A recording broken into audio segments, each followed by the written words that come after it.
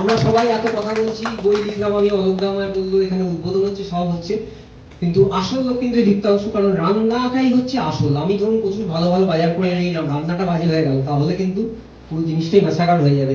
দীপ্তাংশু খেলার বইকে যেভাবে বাঁচিয়ে রেখেছে, এবং এই বইটার জন্য আমার মনে হয় পরিবার করতো, যেভাবে ও আমাকে পাশে দাঁড়িয়েছে, প্রেরণা দিয়েছে, অলোকদার পাশে দাঁড়িয়েছে, আরো ফুটবলারদের কিভাবে আনা যায় সামনে তাই নিয়ে ভাবছে, ওকে কোনো ধন্যবাদ জানিয়ে আমি শুরু করলাম। ভারতবর্ষের সর্বকালের সেরা লেগ ব্যাক অলোক মুখার্জি, এটা আমরা শুনেছি। এর থেকে আরো বিশ্বাস করি অলোকদা একজন ভালো মানুষ। অলোকদার কোচিংয়ে আমরা সন্তোষ ট্রফি খেলেছি, মোহামেডানে খেলেছি, ইন্ডিয়া টিমে অলোকদার কোচিংয়ে খেলেছি। একজন ভালো মানুষ, ভালো কোচ এবং সর্বকালের সেরা।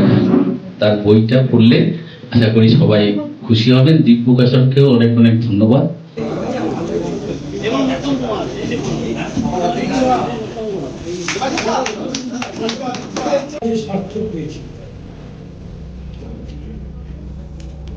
এদের মতো প্লেয়াররা আমার কাছে এসছে, এটা আমার কাছে বিরাট পাওনা।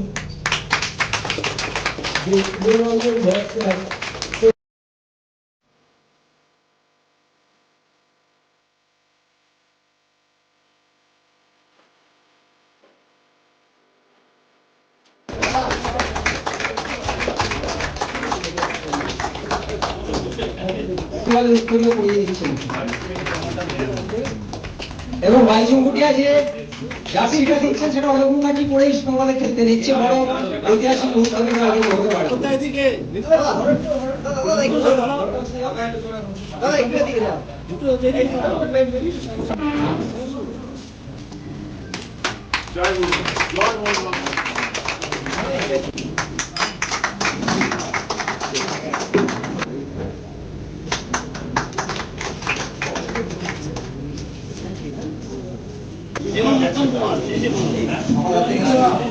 এই বইকে যদি আমরা আবার গিফট হিসেবে ফিরিয়ে নিতে পারি, তবেই কিন্তু এই বইয়ের লেখার সার্থকতা আসবে বা প্রকাশনার সার্থকতা আসবে।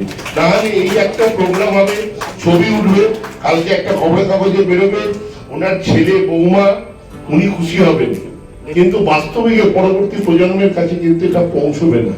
সত্যিকারে যদি পৌঁছতে হয়, আমাদের সবাইকে দায়িত্ব নিতে হবে যে সামনের বিয়ে বাড়ি বা কারোর যদি কোনো অনুষ্ঠানে যেতে হয়, তাহলে অলোক মুখার্জির বইটাকে আমরা গিফট হিসেবে নিয়ে গিয়ে তাদেরকে উপহার দেবো। তাহলেই দেখবেন কিন্তু আস্তে আস্তে সেটা মানুষের মধ্যে ছড়িয়ে পড়বে, মানুষের কাছে পৌঁছবে। আমাদেরও তো একটা দায়িত্ব আছে। আমাদের দায়িত্ব মনে হয় অলোকদাকে যদি আমরা সত্যি ভালোবাসি বা সম্মান জানাতে চাই, এটাই একমাত্র উপায়। ছোট করে যদি আমরা সবাই করতে পারি, আমার মনে হয় প্রকাশকের তো বিক্রি হবে, কিন্তু তার থেকে বড় যেটার জন্য অর্ঘ লিখেছি, যে পরবর্তী প্রজন্মের কাছে এটাকে পৌঁছতে হবে, তো সেই সার্থকতা হবে যদি আমরা এই দায়িত্বটা নিতে পারি। ঠিক সালটা মনে নেই, হয়তো 82 সাল হবে।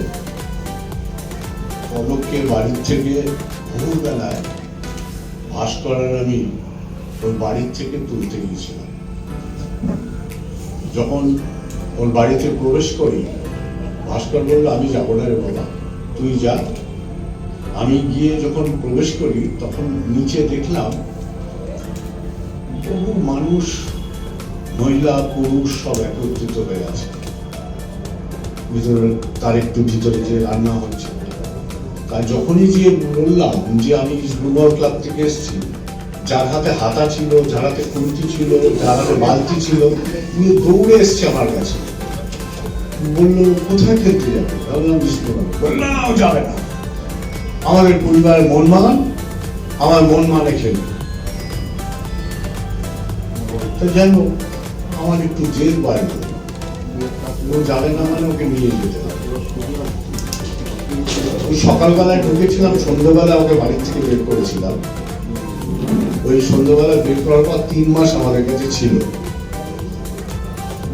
তো সেই দিন থেকে ওর জীবন যেভাবে ইস্ট বেঙ্গলকে কেন্দ্র করে ওর কেরিয়ার শুরু হয়েছিল, ও কিন্তু এখনো সেইটাকেই মেনটেন করেছি। ক্লাবে খেলুক, মানে খেলুক, মোহামেডানে খেলুক, ভারতীয় দলে খেলুক, বেঙ্গলে খেলুক, অফিস খেলুক, সিমিলার সিরিয়াসনেস ও মেনটেন করতে, নিজের হেলথ, ভদ্র, সভ্য সবকিছু। ইস্টবেঙ্গল মোহনবাগান এই লড়াই থাকবে এখানে সেটা করতে আসেনি। অলোক যখন খেলেছে কিংবা অলোক যখন আমাদের টিমের কোচিং করিয়েছে, সেটার একটা ইতিহাস আছে, যে ইতিহাসটা ন্যাশনাল না ইন্টারন্যাশনাল ইতিহাস আছে। মোহনবাগানকে হারানো কি মোহামেডানকে হারানো না, বিদেশের মাটিতে বিদেশি টিমকে হারিয়ে ও দেশের জন্য গৌরব নিয়ে এসেছিল ইস্টবেঙ্গল ক্লাবের লাল রঙের মাঠে। সেটা আমাদের কাছে অনেক বড়। আমি ঢুকতে ঢুকতে অর্ঘ্যকে বলছিলাম, আমি দেবাশিস দত্তের এই প্রস্তাবকে খুব সমর্থন করছি আন্তরিকভাবে, যে যারই বই বেরো আমাদের লাইব্রেরিতে কিন্তু শোভা পায়, সেটা আমরা সেটা রাখার চেষ্টা করি। দেবাশিস দত্ত লাস্ট যে বইটা বের করেছে, সাংবাদিক দেবাশিস দত্ত, তার বইটাও আমাদের শোভা পায়। তো আমরা চাই, আমি 100 বইয়ের কথা ওকে বলেছিলাম যে আমাদের দিস আমরা রাখবো। দেবাশিস যে কথাটা বলেছে, আপনারা সবাই মিলে, আমরা সবাই মিলে যদি এটাকে প্রকাশ্যে আনতে পারি সঠিকভাবে, তাহলেই কিন্তু মূল্যায়ন করা হবে। অর্ঘ্যকে খুবই, কারণ অর্ঘ্যকে আমি ফিরিয়ে দিতে চেয়েছিলাম। আমি চাই না যে আমার জীবনী বা আমার সম্বন্ধে আমি লিখতে কোনোদিনই যাই করিনি, এবং আজকে যারা বসে আছে এরা না থাকলে অলোক মুখার্জি হতো না। আমি যারা কুসুম ব্যানার্জি, মনোরঞ্জন ভট্টাচার্য, আমি যখন ইস্টবেঙ্গলে সই করি, মনদা কাউকে কোনোদিন কোনো প্লেয়ারকে বলে না যে তুমি আমার টিমে সই করো। নেহরু কাপ খেলার পর আমাকে বললো তুই ইস্টবেঙ্গলে সই করবি। এবং ভাস্কর দা 81-এ প্রসুন্দা ছিল, তখন আমি শুধু চেয়েছি দেখতাম যাদের খেলা আমি পয়সা দিয়ে মাঠে গিয়ে দেখতাম, তাদের পাশে আমি খেলছি। এটা আমার কাছে একটা বিরাট বিরাট পাওনা। আমি প্রসুন্দা, ভাস্কর দা, মনাদা এদের খেলা আমি গ্যালারি থেকে গিয়ে পয়সা দিয়ে দেখতাম, তাদের সঙ্গে যখন 81 সালে পাশে খেলছি, এই যে কি আনন্দ, মনে হচ্ছে আমার জীবনের সবকিছু পাওয়ার চেয়ে এইটা বড় পাওয়া, যে এদের সঙ্গে আমি খেলতে পেরেছি। এবং এখানে অনেকেই রয়েছে আমার বন্ধু বা ছোট ভাই বিকাশ পাঠি আছে, ওদের সঙ্গে আমি, এবং বিকাশ কিষাণু যখন এলো 1985-এ, সুদীপ তার আগের বছর এসেছিল 83-তে, বিকাশ কিষাণু আসার পর টিমটা মনে হয় একটা পরিপূর্ণ টিম হয়ে গেল। আমার মনে হয় আমার সঙ্গে মনাদাও এক হবে। আজ পর্যন্ত ইস্টবেঙ্গলের আমার দেখা যত টিম হয়েছে, 85-এর টিম দি বেস্ট টিম, যে টিমে আমাদের ডিফেন্ডাররা আমার মনে হয় 1-2 গোল খেয়েছি আমরা সারা বছর, যেটা মোহামেডানের সঙ্গে চিমা ভাস্করদার পায়ে লাগা ছিল, আমরা গোলটা খেয়েছিলাম। এবং আজকে দুজন নেই যারা আমাকে খুবই ভালোবাসত, এবং আমরা একসঙ্গে রেল থেকে সন্তোষ ট্রফি খেলেছিলাম, সুদীপ চ্যাটার্জি এবং কিষাণু আজকে নেই। আমার খুব ভালো লাগছে, যে মনে হচ্ছে আমার ফুটবল জীবন আজকে সার্থক হয়েছে। এদের মতো প্লেয়াররা আমার কাছে এসছে, এটা আমার কাছে বিরাট পাওনা। প্রথম চিন্তা শুরু হয়েছিল যেটা, যে দেখো আমাদের ভারতীয় ফুটবলে এখন অবস্থা খুব খারাপ, ISL বন্ধ, বাংলাদেশের কাছে ভারত হারছে। তো এই অবস্থায় মনে হয়েছিল পুরনো যারা প্লেয়ার, যাদেরকে প্রচারে আলো আনে, যে আমাদের একটা যে সোনার সময় ছিল, ভালো সময় ছিল, সেই পুরনো সময়টা আনার জন্যই আমরা প্রথম নামটা মনে হয়েছিল অলোক মুখার্জির নাম মনে হয়েছিল। কারণ তোমরা জানো যে PK ব্যানার্জির মতো কিংবদন্তি কোচ, তিনিও কিন্তু তার 100 বছরের সেরা টিমে তার ছাত্রদের মধ্যে একমাত্র অলোকদাকেই রেখেছিলেন। এটা কত বড় একটা সম্মান, কত বড় ফুটবলার, ভারতবর্ষের সেরা, সর্বকালের সেরা সাইড ব্যাক। এবং অলোকদার জীবনটা একটা আদর্শ হতে পারে পরবর্তী প্রজন্মের কাছে। আমি তাদেরই বলবো, যারা পরবর্তী প্রজন্মের ফুটবলার হতে চাও, তারা অলোক মুখার্জি বইটা পড়ো। লাল কার্ডের বাইরে নামটা, এই নামটার একটা বিশেষত্ব আছে। অলোকদার দেশের হয়ে এত খেলেছে, অলোকদা এত মোহনবাগান ইস্টবেঙ্গল ম্যাচ খেলেছে, কোনোদিন একজন ডিফেন্ডার লাল কার্ড দেখেননি। আমার মনে হয় এর চেয়ে বড় প্রাপ্তি ভারতীয় ফুটবলে আর কিছু হতে পারে না। সেই কারণে লাল কার্ডের বাইরে নাম, এবং শুধু মাঠে নয়, মাঠের বাইরেও অলোকদা কিন্তু কোনোদিন লাল কার্ড দেখেননি, তার জীবনটাও সেরকম স্বচ্ছ।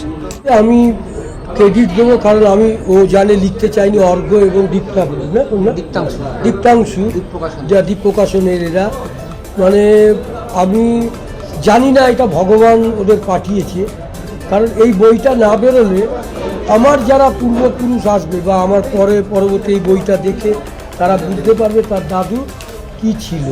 সুতরাং আমি অর্ঘ্যকে এবং দীপ্তাংশুকে না হ্যাঁ, দীপ্তাংশুকে আমি থ্যাঙ্কস জানাবো এবং দীপ প্রকাশনকে থ্যাঙ্কস জানাবো যে ওরা আমার মতো মানুষকে আমার বই একটা বার করেছে। তার বইয়ের আমার মনে হচ্ছে আমি বইয়ে যা রেসপন্স পেয়েছি এবং যারা যারা বলেছে তারা প্রত্যেকে এসছে, এটা ভাবা যায়। বাইচুং উড়ে এসছে। বাইচুন উড়ে এসছে এবং বাইচুন আমাকে টেরিফিক সম্মান করতো, কারণ ও ক্যাপ্টেন ছিল, আমি কোচ ছিলাম। ও আমাকে ডেকে বলতো অলোকদা তুমি একটু বলো স্টিফেনকে, আমি ওর সঙ্গে আলোচনা করতো, আমি স্টিফেনকে বলে ঠান্ডা করতাম, কারণ উনি মাথা গরম লোক ছিল। সে বাইচুন তো নিজে মুখেই বলে গেছে, তাহলে আমি আমার কথা বলবো কেন। তবে এইটুকু বলতে পারি আমি থ্যাঙ্কস টু দীপ প্রকাশন এবং দীপ্তাংশু এবং অর্ঘকে যে আমার বই বার করেছে এবং ওরা সাকসেস হয়েছে। আমি এইটুকু আজকে এই জায়গায় এসে বুঝতে পারি। সাকসেস হওয়া এখনো বাকি আছে, বইমেলা আসল পড়ে আছে। হ্যাঁ, হবে, সাকসেস হবে। 22শে জানুয়ারি থেকে বইমেলা শুরু হচ্ছে, সেদিন থেকেই পাওয়া যাবে এবং বইমেলা বেশ কিছু চমক থাকছে। অনেক ফুটবলার অলোকদার সঙ্গে যারা খেলেছেন বা অলোকদার কোচিংয়ে তারাও বইমেলা দীপ প্রকাশনের স্টলে যাবেন। তো আপনাদের সকলকে অনুরোধ করছি সবাই আসবেন, সেদিনে একটা দারুণ অনুষ্ঠান। কত নম্বর স্টল? 534 534 দীপ প্রকাশন।